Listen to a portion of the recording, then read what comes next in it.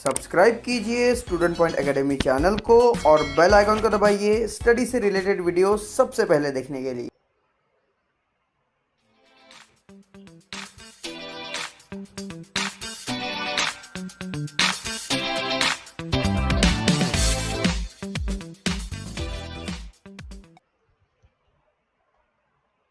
Hi dear students, welcomes you. Today we are going to start the lesson number 8 of EVS standard 4th. The lesson is the value of food. Students, आज हम इस lesson में food के value के बारे में पढ़ने वाले हैं. Yes, food is most valuable thing for us. It means not a valuable, ऐसी चीज जिसकी कोई वैल्यू ही नहीं होती.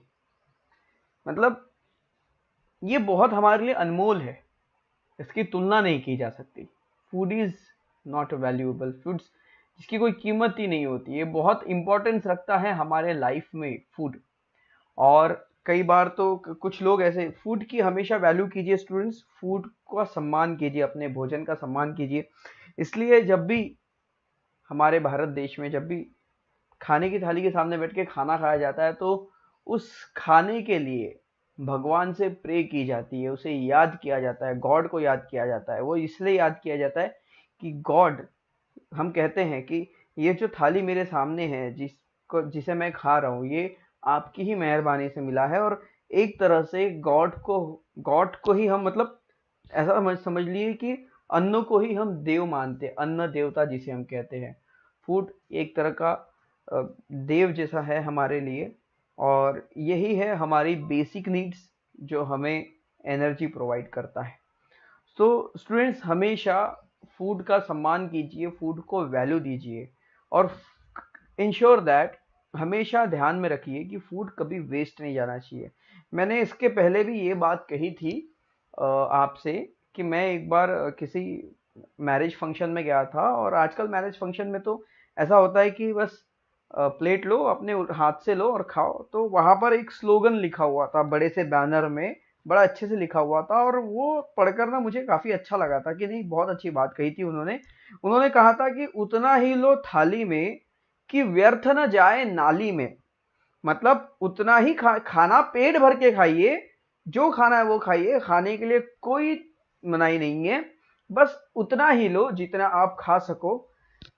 आप लोग कुछ करते हैं, थाली में लेते हैं और आधे से ज्यादा छोड़ देते हैं और वो वेस्ट हो जाता है. आपको पता है, हमारे भारत देश में कई करोड़ लोग ऐसे हैं जो हर रात बिना खाना खाए सो जाते हैं, जिन्हें खाना नसीब भी नहीं होता, और जिन्हें नसीब होता है वो वेस्ट भी कर देते हैं. तो प्लीज फूड का सम्मान कीजिए और उसे वेस्ट मत होने दीजिए. ये तो बात थी हमारे एक गुड हैबिट की और एक अच्छे नेचर की. And now start the lesson number 8, the value of food. Arjun and Varsha are brother and sister. They love to eat hot bajra bhakris with butter. Arjun और वर्षा भाई बहन है और इन्हें गर्मा गर्म बाजरा की भाकरी बटर के साथ खाने में बड़ा मजा आता है. So mother make a number of other dishes for them to eat with bhakris they like those too. और मम्मी ने क्या किया है कि वो भाकरी को बटर के साथ खा रहे, पर मम्मी ने बटर के अलावा एक और चीज बनाई है जिसके साथ वो भाकरी को खा सकते हैं, और वो भी उन्हें बहुत पसंद है.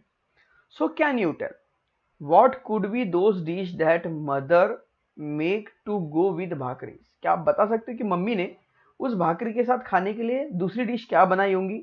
What are those dishes made from? और वो डिश किस चीज से बनी होंगी?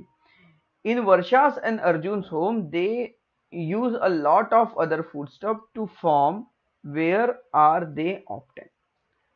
और वर्षा और अर्जुन के घर में कई बार लॉट्स ऑफ फूडस्टफ बनाए जाते हैं. तो बताओ कि वो फूडस्टफ उन्हें मिलते कहां से हैं? तो foodstuff, so wheat, rice, jowar, pulse, sugar cane, karvanda, jamun, bor, honey, salt water, fish and salt, fresh water fish, singharas, water, chestnut, मतलब वो सिंगोड़ा जिसे हम कहते हैं, सिंगाड़ा, makhanas, lotus seed and fruits and vegetable, meat and eggs. तो अब देखें, white, wheat, rice, jowar, pulse, sugar cane, ये खेती में उगाए जाते हैं। करवंदा, जामुन, ओके, बोर, हनी, ये प्लांट में लगते हैं। साल्ट वाटर फिश, समुद्री फिश, ओके, जो सी फूड जिसे हम कहते हैं, और साल्ट ये हमें समंदर से मिलता है।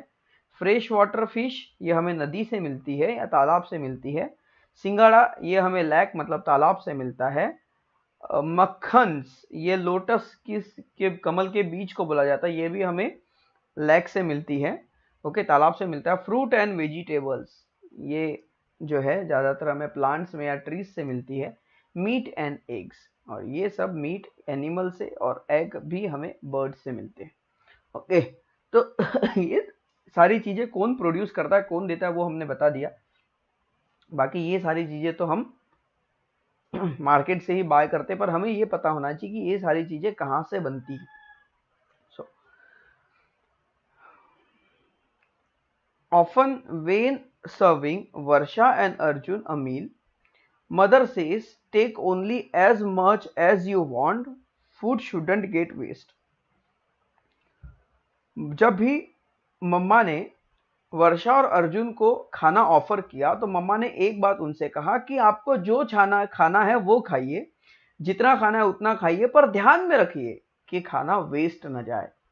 के बारे में मैंने कहा था ना, उतना ही लो थाली में कि व्यर्थ न जाए नाली में। जब भी आप खाना खाएंगे इस बात को याद रखिएगा कि उतना ही लो थाली में, व्यर्थ न जाए नाली में। अगर आपने इस बात को ध्यान में रख दिया तो आप कभी अपने थाली में फूड लेफ्ट ओवर नहीं रखेंगे, मतलब खाना बचाकर नहीं रखेंगे।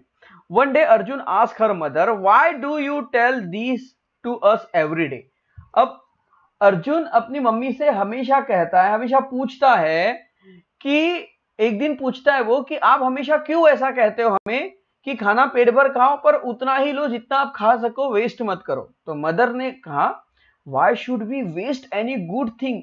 अगर फूड हमारे लिए अच्छी चीज है तो हम अच्छी चीज को बर्बाद क्यों करें। Beside we must give thought to how we get food we eat. Let me tell you the story of bhakri, okay.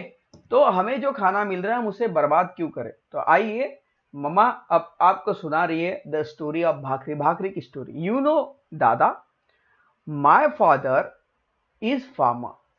आपको पता है, आपके दादा, मतलब मम्मी कह रही है, आपके दादा मतलब आपके ग्रैंडफादर, जो मेरे पापा है वो एक किसान थे, वो एक किसान है। And you know that schools have summer vacation, और आपको पता है स्कूल में समर वैकेशन चल रही है, छुट्टियां चल रही है। व्हेन आई वाज स्मॉल, जब स्कूल में वैकेशन चलती है आपको तो पता है, तो मम्मी कहती कि जब मैं स्मॉल थी, छोटी थी, we often went to my father's field riding on his tractor. हम उनके ट्रैक्टर पर बैठकर उनके खेत में घूमने जाते थे। That what be the time for riding the field, father would attach different implement to the tractor to carry out various farming task। अब जो दादाजी थे, ग्रैंडफादर, क्या करते थे, ट्रैक्टर के साथ अलग अलग चीजों को ऐड करते थे। जैसे ये ट्रैक्टर है, देखो अभी यहाँ पर ये वाला टूल्स ऐड किया हुआ है। ये टूल्स क्या करता है, जमीन के अंदर घुसता है और मिट्टी को, नीचे की मिट्टी ऊपर करता है, मतलब मिट्टी को ढीली कर देता है, ओके, लूज करते हैं सॉइल को। सॉइल को इसलिए लूज किया जाता है क्योंकि सॉइल के जैसे हमें ऑक्सीजन की जरूरत है, कार्बन डाइऑक्साइड की जरूरत है, वैसे ही सॉइल को भी ऑक्सीजन की जरूरत है। जब सॉइल के अंदर ऑक्सीजन जाता है तो सॉइल जो है वो ऑक्सीजनेट हो जाती है और जो सीड्स होते हैं वो काफी जल्दी ग्रो करते हैं, प्लांट बन जाते हैं। First we would plough the field and then crush the lumps of soil. तो सबसे पहले क्या किया जाता है, खेत को, मतलब फार्म को, जमीन को प्लग किया जाता है। इसे, ये जो प्रोसेस यहाँ पर हो रही है, इस प्रोसेस को कहते हैं प्लगिंग करना, मतलब हल चलाना। Then crush the lumps of soil, उसके बाद मिट्टी के ढेले बनते हैं बड़े बड़े, उस मिट्टी के ढेले को चूरा करना होता है। Finally he would level the field to make ready for sowing. उसके बाद खेत को लेवल में लाया जाता है और फिर उसको इस तरह बनाया जाता है कि अब उसमें सीड मतलब बीज डाल सके। The pre monsoon shower would make the hot soil humid. जो प्री मानसून शावर है, प्री मानसून शावर का मतलब होता है बारिश के पहले होने वाली बारिश। जैसे गर्मी के मौसम में कैसा होता है, जब गर्मी का मौसम जा रहा होता है, जब मई जून आ रहा होता है, बारिश जुलाई से शुरू होती है, पर बारिश शुरू होने के पहले भी कुछ दिन बारिश होती है, उस मौसम को ह्यूमिड कहते हैं। ओके, चिपचिपापन होता है। तो ये जो समय होता है ये सॉइल को ह्यूमिड बनाता है। ओके, सॉइल को नरम करता है, क्योंकि पहले क्या होता है कि समर वैकेशन में सूरज की रेस से, सन से सॉइल जो है वो बहुत हार्ड हो जाती है, कड़क हो जाती है और गर्म हो जाती है। तो ऐसे मौसम में बीज तो वहां पर उगेगा ही नहीं, प्लांट नहीं उगेगा, प्लांट जल जाएगा। तो सबसे पहले सॉइल को नरम करना है, ठंडी करना है, ह्यूमिड करना होता है। तो ये काम करता है मानसून, प्री मानसून, बारिश के पहले वाली बारिश। That was the time father would sow bajra. उस समय जैसे ही मिट्टी ढीली हो जाती है, मिट्टी में ह्यूमिड आ जाती है, मिट्टी थोड़ी नरम हो जाती है, ऐसे में फिर उस पर काम करके, उस पर जो दादाजी थे वो क्या करते थे, बाजरा उस पर बो देते थे, सोइंग कर देते थे। Within some days the bajra seed sprout and seedlings are seen about the ground. कुछ दिनों बाद बाजरा के सीड जो है वो बाहर आ जाते थे, बीज में से स्प्राउटिंग होती थी और वो स्प्राउटिंग जमीन के बाहर दिखाई देने लगती थी। Along with the bajra weeds also flourish. तो जो बाजरा है, बाजरे से हम जो भी फसल लगाते हैं खेत में, तो कई बार ऐसा होता है, हर बार ऐसा होता है कि पहले जो बाजरा तो हमने लगाया वो तो पेड़ उगेंगे ही, पर उसके अलावा दूसरे पेड़ भी वहां पे उग जाते हैं, घास फूस वगैरह, जिसे हम वीड कहते हैं, कचरा। खेत में दूसरा उगने वाला फसल के साथ कचरा, तो वो भी उसमें हो जाता है। But they have to remove, पर इस वीड को खेत से निकालना पड़ता है। जो वीड होता है, वीडीसाइड, कुछ ऐसे केमिकल्स भी आते हैं, या फिर खेत में जाकर एक एक कचरे को चुनकर उखाड़ना पड़ता है। आपको पता है वीडिंग करना बहुत जरूरी है, वीडीसाइड बहुत जरूरी है। अब आप कहेंगे कि क्या हुआ, उगने है ना कचरे के साथ, वो भी उग जाएगा, बाद में हम उसे अलग कर देंगे जब फसल काटेंगे। तो ऐसा नहीं है स्टूडेंट्स, ऐसा इसलिए नहीं है। देखिए, ये आपकी थाली है, ओके, और अब इस थाली में आपको मिल रही है चपाती, आपको एक कटोरी मिल गई, आपको थोड़ा राइस मिल गया, ओके, और आपको जो है थोड़ी चटनी मिल गई, ओके। अब इतना खाना आपके लिए, अकेले के लिए कैसा है, आप अकेले के लिए इतना खाना सफिशिएंट है, आपका अकेले का इस खाने से पेट भर जाएगा, ओके। अब यही खाना खाने के लिए दो दोस्त और आ गए, तो क्या इतने ही खाने में सबका पेट भर जाएगा? बिल्कुल नहीं ना। समझ में आ रहा है हम क्या बोल रहे हैं? अब देखो, जो मिट्टी में, सॉइल में जो न्यूट्रिएंट्स होते हैं, वो न्यूट्रिएंट्स हमें किसके लिए चाहिए? हमें बाजरा के लिए चाहिए। पर बाजरे के साथ अगर कचरा भी उगेगा तो उस न्यूट्रिशंस को कचरा भी यूज कर लेगा, वीड भी यूज कर लेंगे। तो इससे क्या होगा कि जो फसल उगेगी वो अच्छी नहीं होगी, थोड़ी कमजोर हो जाएगी, ओके, या फिर उतनी ज्यादा अमाउंट में नहीं आएगी। इसलिए वीड्स को निकालना बहुत जरूरी होता है। My father would employ laborers to do that. The laborers have to be paid. यहाँ पे sorry, it's a laborers, okay. My father would employ laborers to do that. The laborers have to paid. तो उनके जो पापा है, ठीक है, mother के फादर मतलब ग्रैंडफादर क्या करते थे? लेबर्स रखते थे, अपने खेत में काम करने वाले मजदूर रखते थे और उन्हें पैसे भी देना पड़ता था। Rain water is enough for bajra to grow vigorously. Rain water जो है वो बारिश का पानी इनफ हो जाता है बाजरा के लिए, बारिश के पानी में बाजरा अच्छे से उग जाता है। After a while years of bajra appear on every stock. Stock मतलब क्या होता है? जैसे मान लीजिए यहाँ पे हम ड्रॉ करके दिखाते हैं आपको, किसे स्टॉक कहेंगे। लुक एट, ये है स्टॉक, ओके। यहां पर पत्तियां होती है ऐसी, ये है बाजरे के प्लांट, ओके, ऐसी पत्तियां होती है। और यहां पर ऊपर में यहां पर बाजरा उगा होता है, ओके। तो हर एक स्टॉक पर बाजरे लगे होते हैं। ओके, यहाँ पर ऐसे बाजरे लगे होते हैं अलग अलग। ओके, तो ये जो बाजरे, आपको समझ में आ गया होगा कि हम क्या बताना चाह रहे हैं आपको। ओके, तो ऐसे स्टाक उसके ऊपर लगते हैं, मतलब बाजरे के फल आते हैं, ऐसा समझिए। The grain forms and the year grow Fuller. जो ग्रेन्स होते हैं, दाने बनते हैं, और जो ईयर्स है, ईयर्स मतलब जैसे कॉर्न जो है, बाजरे का कॉर्न, उसके अंदर बहुत सारे ग्रेन आ जाते हैं। एज द ग्रेन ग्रो, जैसे जैसे ग्रेन ग्रो होते जाते हैं, bird come into the flock to eat tenders grain. अब क्या होता है कि बर्ड्स है वो अपने लिए दाना जमा करने आते हैं, आपको तो पता है। तो बर्ड्स, बहुत सारे बर्ड्स आ जाते हैं, एक दो बर्ड्स नहीं आते, पूरा का पूरा उनका फ्लोक आता है, मतलब झुंड आता है, और वो खेत में जाते हैं और उन दानों को खाते हैं। अब वो अपना पेट तो भरते हैं, पर इस चक्कर में क्या होता है, फसल खराब हो जाती है, बर्बाद हो जाती है, वेस्ट होती है। देन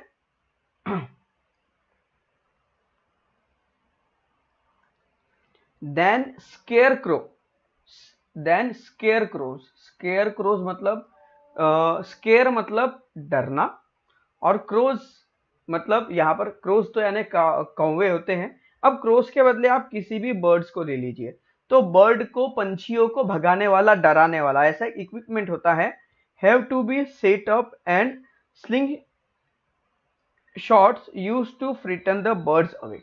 अब ये स्केयर क्रो वहां पर खड़ा कर दिया जाता है। और स्केयर क्रो क्या, तुमने देखे होंगे ना कि खेत में ऐसे पुतले खड़े कर दिए जाते हैं, उसे उसके मुंह पर वो मतलब ऊपर में हंडी लगा दी जाती है, मतलब घड़ा लगा दिया जाता है, उस पर आंख नाक मुंह बना देते हैं, उसके दो हाथ बना देते हैं, उसको शर्ट पहना देते हैं। तो क्या होता है कि बर्ड्स को ऐसा लगता है कि जो खेत है, उस खेत में अभी भी कोई इंसान है, आदमी है, और उसे देखकर वो भाग जाते हैं वहां से, उसके पास नहीं आते, इसलिए वो लगाया जाता है, उसे स्केयर क्रो कहते हैं। When a ear of corn full, जब ईयर ऑफ कॉर्न मतलब जो बाजरा है, बाजरा जब अंदर से पूरे दाने उसमें भर जाते हैं, इट इज हार्वेस्टिंग टाइम, वो समय होता है हार्वेस्टिंग टाइम का। हार्वेस्टिंग टाइम होना मतलब फसल को काटना। ओके, हार्वेस्ट होना मतलब फसल काटना, ध्यान में रखिए, फसल काटना। Okay, that is all the ears of bajra must be cut and gathered। इस समय सभी बाजरे के जो ईयर्स है, ओके, वो सारे ईयर को, सारे कॉर्न को काट दिया जाता है और उसे एक जगह जमा कर लिया जाता है। Then follow threshing and winnowing, उसके बाद थ्रेशिंग और विनोइंग करते हैं।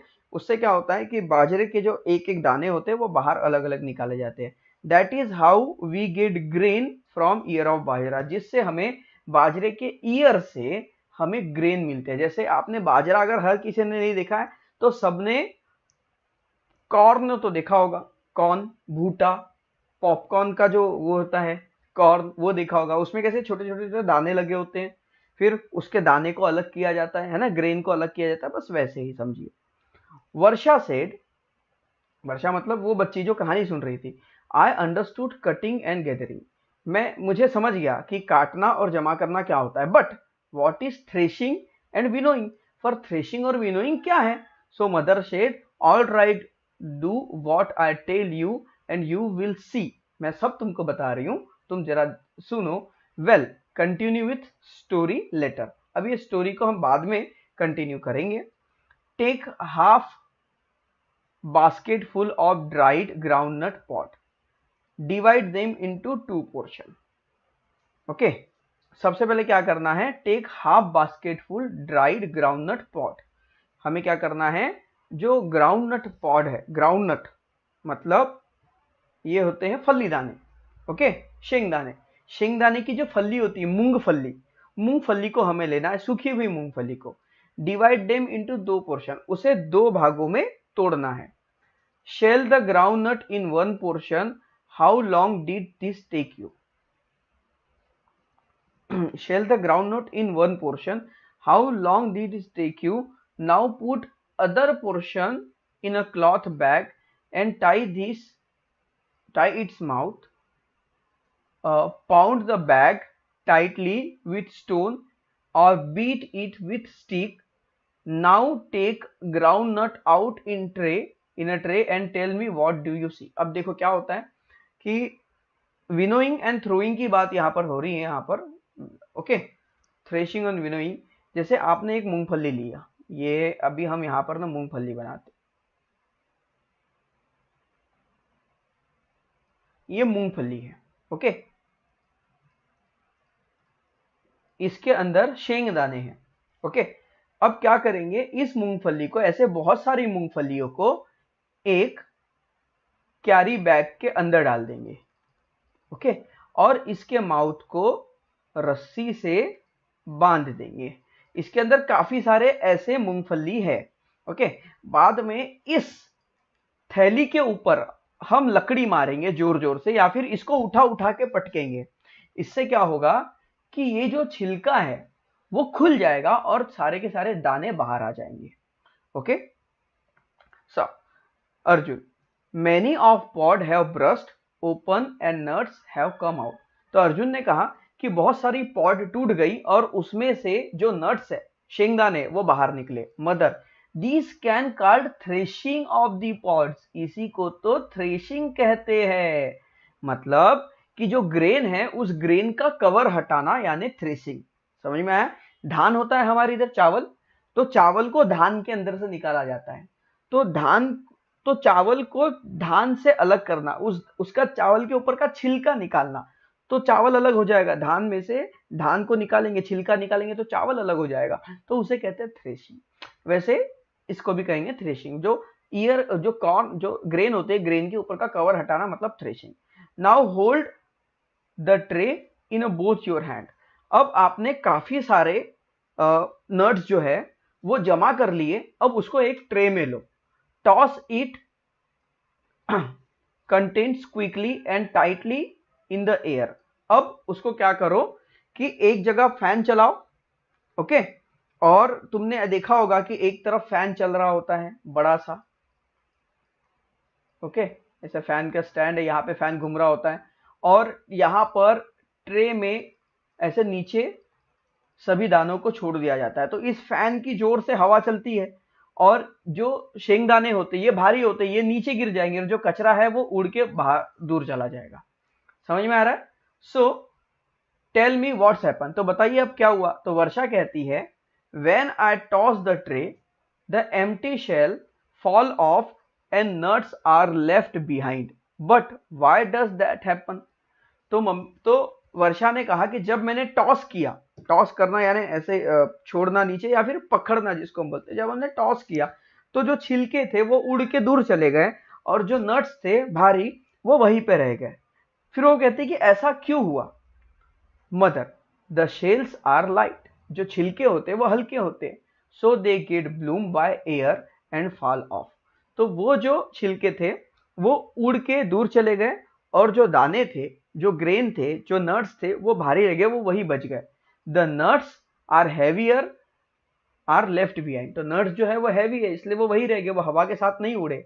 While winnowing to the draught of air is use to spread the grain from the chaff. Chaff मतलब होता है छिलका। तो छिलके में से ग्रेन को, या फिर ग्रेन में जो पड़े हुए छिलके हैं उन्हें दूर करने के लिए विनोविंग की जाती है। इसी प्रोसेस को विनोविंग कहते हैं। तो सबसे पहले जो जो मूंगफली होती है, मूंगफली के अंदर से नट्स को बाहर निकालना और नट के साथ जो कचरा होता है उसे हवा के द्वारा उड़ाकर नट्स को, फ्रेश नट को जमा करना। तो इस छिलके को बाहर निकालना इसे कहते हैं थ्रेसिंग, ओके। और जो कचरा है उस कचरे को हटाना उसे कहा जाता है विनोइंग, मतलब पूरा उसको ओके करना। Now let us go on with the story. अब चलिए वापस स्टोरी पर आते हैं।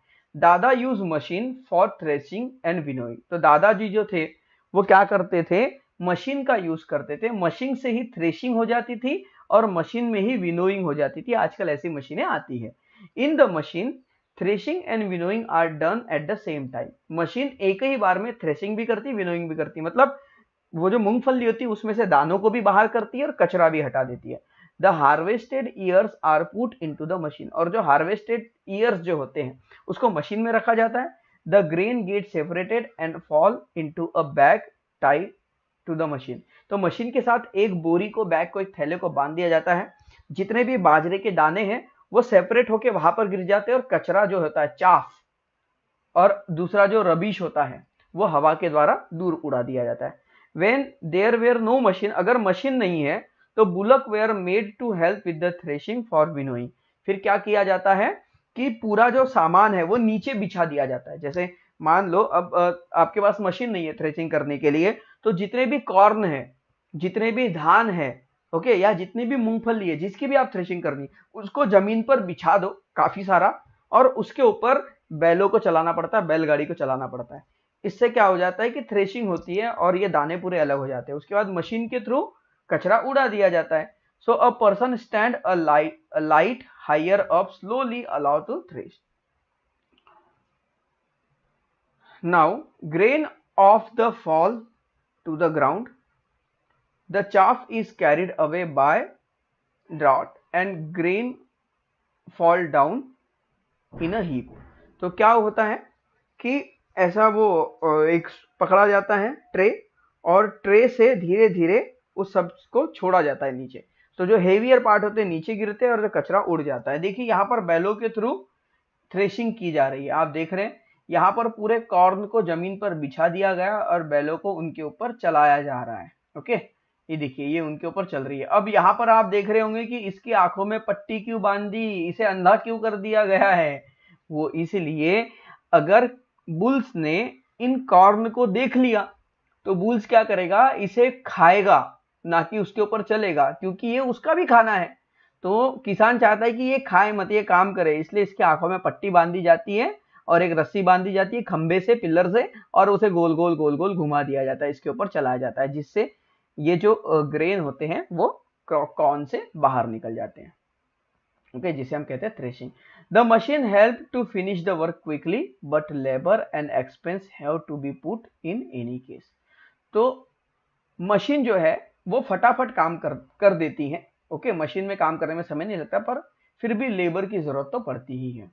Do you know if machine is not available, क्या आप जानते हो अगर मशीन अवेलेबल नहीं होती so bullock do the threshing, bullock ही थ्रेशिंग करते हैं, जो अभी हमने पढ़ा था वही।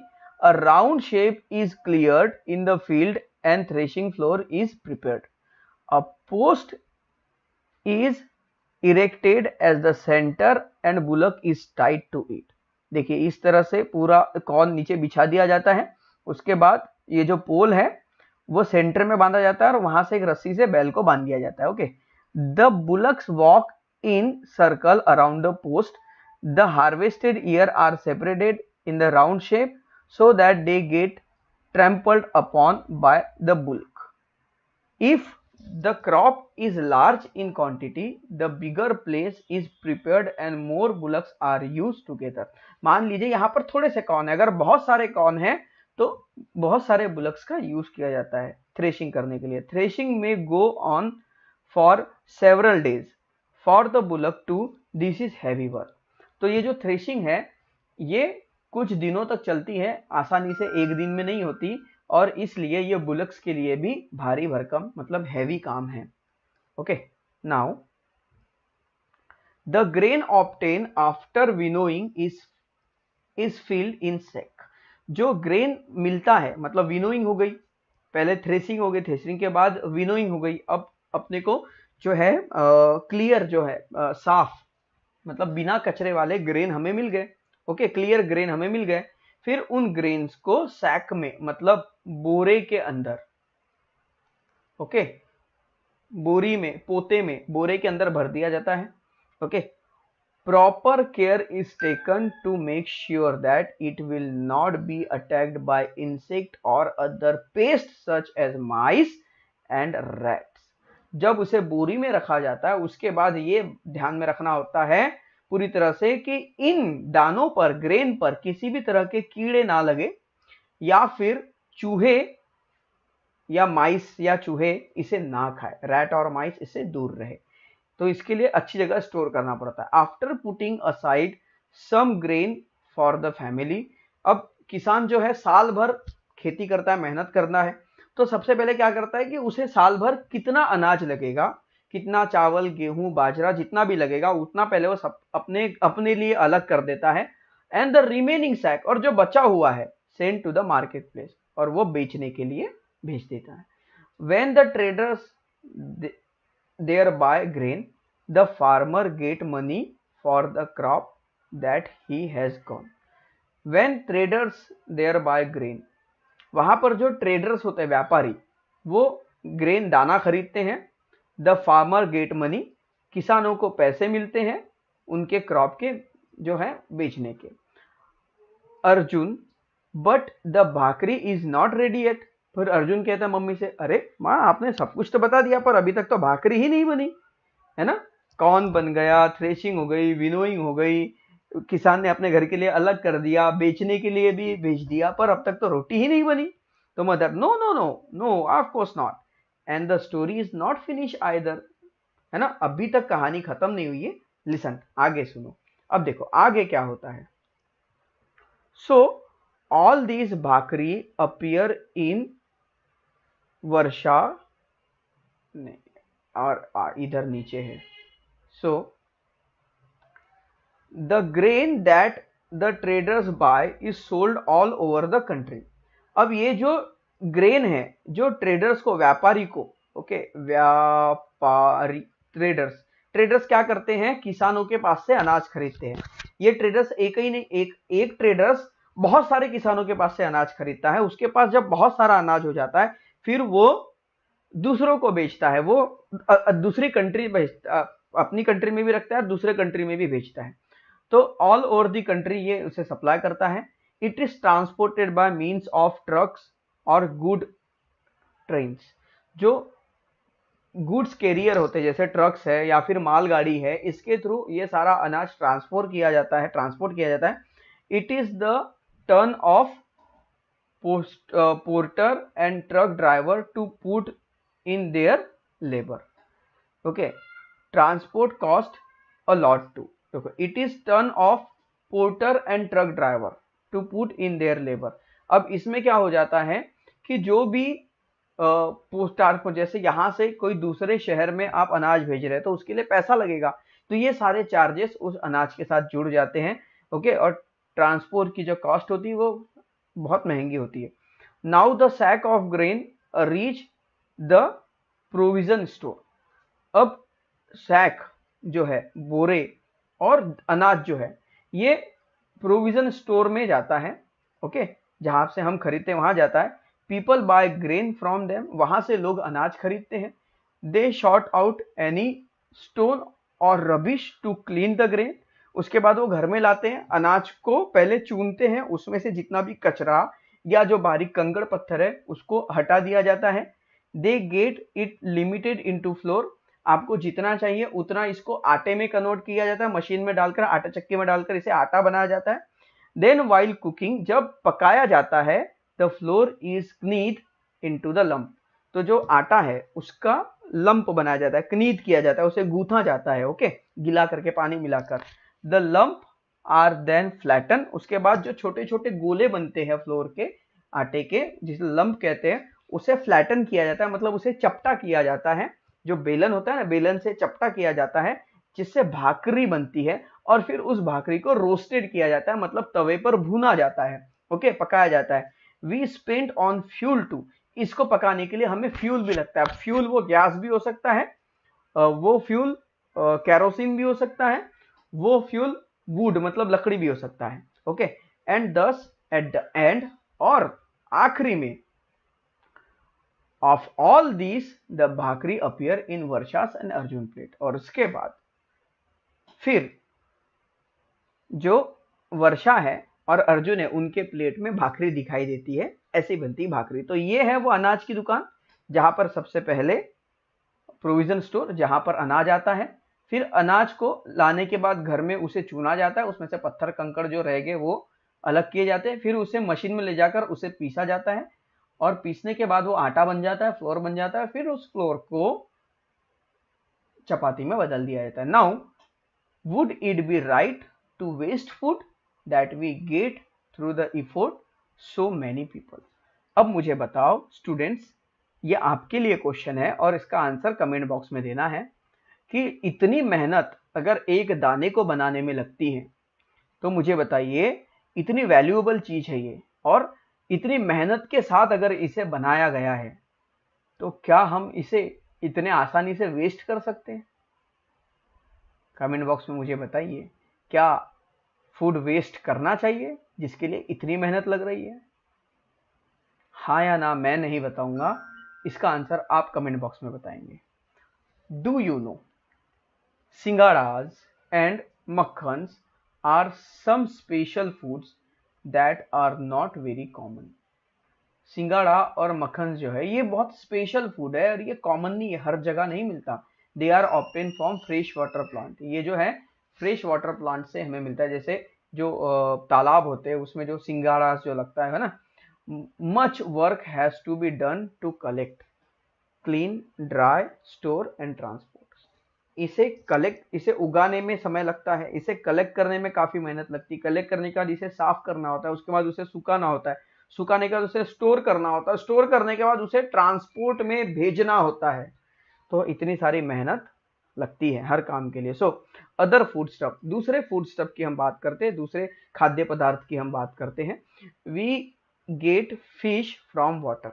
हमें पता है कि पानी में मछली रहती है, तालाब से हमें मछली मिलती है। Fisherman work hard to catch them. जो फिशरमैन होता है, मछुआरा, मछली पकड़ने वाला, वो बड़ी मेहनत करता है उस मछली को पकड़ने के लिए। There are people to gather and shell fruits like amla, jamun, karvanda, bor which grow in forest.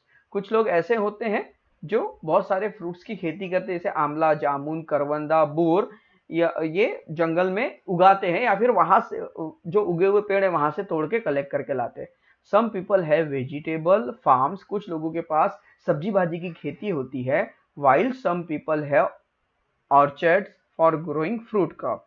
कुछ लोगों के पास जो फसलों मतलब फलों की खेती होती है, जिसे हम कहते हैं ऑर्चर्ड्स। ओके, ऑर्चर्ड्स जो है उसे वो होता है जो फल उगाते हैं, उस खेती को कहा जाता है। ओके, फलों का बगीचा होता है। Some people keep poultry. कुछ लोगों के पास पोल्ट्री फार्म होता है जहां पर मुर्गियों को पाला जाता है। Some rare animal for milk and meat. कुछ लोगों के पास एनिमल्स होते हैं जिससे वो मिल्क निकालते हैं, जैसे काऊ की बात करते हैं। कुछ लोगों के पास गोट होती है, ओके, जो मीट के लिए, ओके, उन्हें खाने के लिए यूज करते हैं। All these people put in a lot of hard work in their own occupations. ये सबका अपना अपना अलग ऑक्यूपेशन है, अपना अपना अलग व्यवसाय है। ऑक्यूपेशन मतलब व्यवसाय या व्यापार, जो हम काम करते हैं। जैसे मैं आपको पढ़ाता हूं तो मेरा ऑक्यूपेशन है टीचिंग। जो गाड़ी चलाता है उसका ऑक्यूपेशन है ड्राइवर। जो पेशेंट को चेक करता है उसका ऑक्यूपेशन है डॉक्टर। समझ में आ रहा है? जो हमारी रक्षा करता है उसका ऑक्यूपेशन है पुलिस। और जो हमारे लिए अनाज उगाता है उसका ऑक्यूपेशन है फार्मिंग। समझ में आ रहा है? तो सबका अलग अलग ऑक्यूपेशन है। तो कोई भी ऑक्यूपेशन हो खेती से रिलेटेड, ये सब बहुत मेहनत वाला लेबरियस वर्क है, उसके लिए बहुत मेहनत लगती है। We get a great variety of food stuff as a result of their effort. तो इनका जो एफर्ट है, इनकी जो कोशिश है, इनकी जो मेहनत है, या एफर्ट को आप कोशिश भी कह सकते हैं, ओके, या मेहनत है, ये जो है, ओके, इनकी कोशिश, इनकी मेहनत जो है, ये जो एफर्ट लगा रहे हैं अपना, इनके एफर्ट से, इनके मेहनत से हमें ग्रेट वैरायटी के फूड स्टफ, अच्छे वैरायटी के खाद्य पदार्थ, अच्छी वैरायटी का खाना हमें मिलता है। So the effort and labor of many other people are also required by storing, transporting and making them as well as preparing the various dishes we eat. तो जितने भी हम डिशेस खाते हैं उन सब को स्टोरिंग की, ट्रांसपोर्टिंग की, मार्केटिंग की जरूरत पड़ती है। So all these process are expensive. और ये सारी जो प्रोसेस है वो एक्सपेंसिव है। एक्सपेंसिव से मतलब महंगी, महंगी, महंगी, कॉस्टली, इधर लिखते कॉस्टली, एक्सपेंसिव मतलब कॉस्टली, ज्यादा खर्चे वाली। So therefore it is necessary for all of us to take care that food is not wasted. तो इसलिए हमें जरूरी है, ये हमारी ड्यूटी है, ये हमारा कर्तव्य है कि हम सभी ने फूड की केयर करनी चाहिए और फूड्स को या फूड स्टफ को या अनाज को कभी भी वेस्टेड नहीं होने देना चाहिए। सो what we have learned in this lesson. The foodstuff we use common from many different places such as fields, lakes, the sea and forest. जो फूड स्टफ होते हैं, खाद्य पदार्थ, हमारी जो खाने की चीजें होती है, ये हम बहुत सारी अलग अलग जगह से गेन करते हैं. वो अलग जगह खेती होती है, तालाब है, समंदर है और जंगल है. So starting from preparing the field till storing the grain in warehouse, मतलब फसल उगाना शुरू करने से लेकर, मतलब खेती करने से लेकर वेयर हाउस जहां पर अनाज रखा जाता है वहां तक many different kind of task are carried out by growing crops, carried out for growing crop. तो फसल उगाने से लेकर उसे जमा करने तक बहुत सारे टास्क, बहुत सारे काम करने होते हैं. हार्वेस्टिंग करनी होती है, थ्रेसिंग करनी होती है, विनोइंग करनी होती है, और सम दिस टास्क, और ऐसे बड़े बड़े टास्क करने होते हैं. तब जाके ये फसल हमारे घर तक ट्रांसपोर्ट होने के बाद आती है. इसके बाद क्या होता है, मतलब थ्रेसिंग हो गई, विनोइंग हो गई, उसके बाद after that crop is transported, उसके बाद क्रॉप को ट्रांसपोर्ट किया जाता है. ठीक है. Sold and prepare for eating, और खाने के लिए, तैयार करने के लिए, खाने के लिए उसे बेचा जाता है या खरीदा जाता है. Only then do we get food on our plate, तब जाके हमारी थाली में हमें खाना मिलता है. एज विथ ग्रोइंग ग्रेन, जब जब हम खाना, जैसे हम खेती करते हैं, फसल उगाते हैं, much hard work goes into producing other food stuff, उसी तरह से दूसरे तरह के खाने को भी उगाने के लिए हमें इतनी ही मेहनत करनी होती है. So we must all take care to ensure that food is not wasted. इसलिए हमें ये बहुत ज़रूरी है, हमें ये बहुत ध्यान रखना है. ओके, ये बात को हमें समझना है, हमें केयर करनी है फूड की, हमें एंश्योर होना है कि फूड नॉट वेस्टेड, खाना वेस्टेड नहीं होना चाहिए. इसलिए एक बात ध्यान में रखें, उतना ही ले थाली में कि व्यर्थ न जाए नाली में. जब आप इस बात को समझेंगे और जब आप फूड्स की वैल्यू को समझेंगे, और जिस दिन कभी गलती से आपके हाथ से कोई फूड अगर वेस्ट हो गया या आपने किसी को वेस्ट करते हुए देखा ना, तो आपको बहुत बुरा लगेगा. So always remember, we get a variety of food stuff through the effort of many different people. अब देखो, फूड स्टफ जो हमें मिलता है अलग अलग तरह के वैरायटी का, इसके लिए बहुत सारे लोगों का एफर्ट लगता है. सबसे पहले तो किसान, फार्मर, लेबर, ओके, उसके बाद जो ट्रेडर्स होते हैं वो, उसके बाद ट्रांसपोर्टिंग के लिए ड्राइवर, उसके बाद शॉपकीपर. ओके, शॉपकीपर के बाद हमारे घर में हमारे फादर जो अनाज खरीदने जाते हैं, उसके बाद मदर जो अनाज को चूनती है, उसके बाद फिर उसे चक्की में पिसाने के लिए लेकर जाया जाता है, उसके बाद मदर फिर उस अनाज को पकाकर हमें खिलाती है. हमारे थाली में आते तक इतने सारे टास्क बड़े करने होते हैं, तब जाके हमें फूड मिलता है. Let us always be grateful to them. तो इसलिए इन सभी का सम्मान जरूर करें. सो स्टूडेंट्स, ये था आज का लेसन, और ये लेसन पढ़ाने में मुझे काफ़ी प्राउड फील हुआ कि मैं बहुत खुश हूँ कि मैं आपको इतनी अच्छी अच्छी बातें, मुझे सिखाने का अवसर मिल रहा है और मैं आपको सिखा रहा हूँ, आप मेरे द्वारा सीख रहे हैं. अगर आपको ये लेसन अच्छा लग रहा है और मेरा पढ़ाना अगर आपको अच्छा लगता है तो वीडियो को लाइक कीजिए, चैनल को सब्सक्राइब जरूर कर लीजिए अगर आपने अभी तक नहीं किया है तो. And now the question answer session. So students, ये है क्वेश्चंस, ओके, और इन सब के आंसर्स यहाँ पर है. You can take the screenshot, take the snapshot लीजिए. ओके, हम थोड़ा बड़ा कर लेते हैं, फिर स्क्रीनशॉट लीजिएगा. यहाँ का स्क्रीनशॉट ले लीजिए. अब आगे बढ़ते हैं. Take this snapshot. Okay, now take this snapshot. Okay, screenshot लीजिए. नाउ इसे थोड़ा और बड़ा कर देते हैं. ओके, इनका स्क्रीनशॉट लीजिए सबसे पहले. Take this snapshot.